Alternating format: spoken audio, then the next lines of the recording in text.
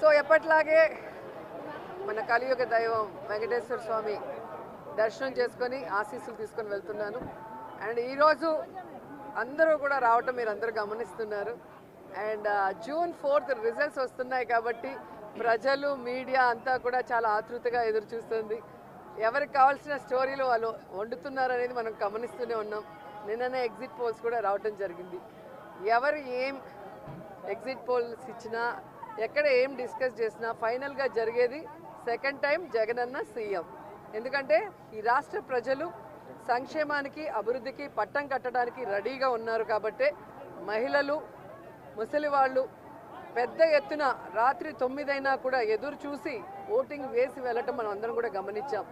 So మనకి స్వాతంత్రం వచ్చిన తర్వాత ఇంత పెద్ద ఎత్తున సంక్షేమాన్ని అభివృద్ధిని ప్రజల కోసం అందించిన ఏకైక ముఖ్యమంత్రి జగన్మోహన్ రెడ్డి గారు. రాష్ట్రం విడిపోయి నష్టాల్లో కష్టాల్లో ఉన్నా కూడా ప్రభుత్వ బాధ్యతగా ప్రజలకి మంచి చేయాలి, రాష్ట్రాన్ని అభివృద్ధి వైపుకు నడిపించాలి అని చిత్తశుద్ధితో పారదర్శక పరిపాలన అందించారు. కాబట్టి ఈరోజు మేమంతా కూడా చాలా కాన్ఫిడెంట్గా ఉన్నామన్న విషయాన్ని మీ అందరికీ తెలియజేసుకుంటున్నాం.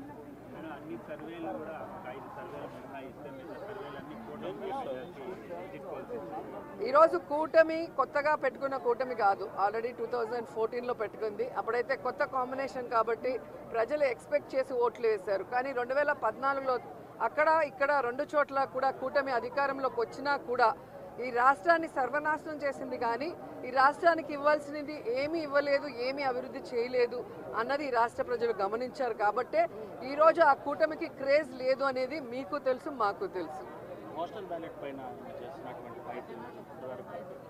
ఖచ్చితంగా ఈరోజు ప్రజలందరూ కూడా గమనించాల్సిన విషయం, వ్యవస్థలు ఏ విధంగా ఈరోజు చంద్రబాబు నాయుడు చేతిలో వాళ్ళు ఇష్టానుసారం చేస్తున్నారో మనం గమనిస్తున్నాం.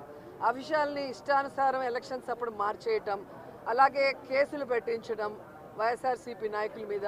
ఇప్పుడు దేశంలో ఎక్కడా లేనటువంటి విధంగా కొత్త కొత్త రూల్స్తో పోస్టల్ బ్యాలెట్ని ఏ విధంగా వాళ్ళకి అనుకూలంగా మార్చుకోవాలన్న ప్రయత్నం చేస్తున్నారో మనం గమనిస్తున్నాం.